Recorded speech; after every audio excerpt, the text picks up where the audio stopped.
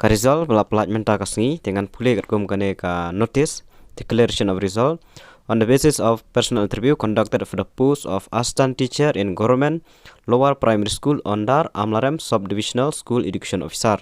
Kene ka bahap po Amlarem West Jaintia Hill district tegla conduct ka interview personal interview with effect from 4 December hadu khadwai tarik jong December teka result ki release khad 3 December.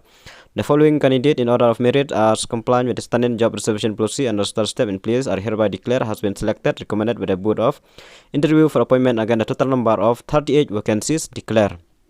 Kini rengut kini nak UR kategori bahun lang shela bayahun lang buam lingdo Carmelin lingdo Benika Pochen Felicity Pochna Imanisha Kasar itu ki naka UR back.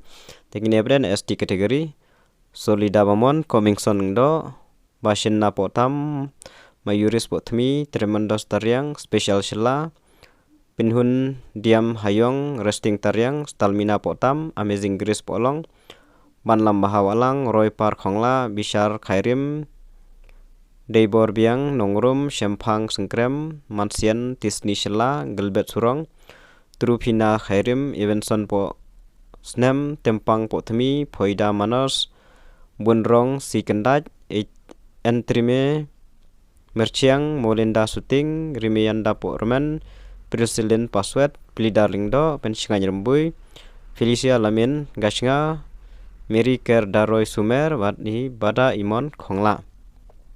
Order STSC no candidate was deemed fit for the interview panel for the above category. Te tangginehi kiba la laj nyam taka personal interview. Te tangginegi nyebetip Khlishbun.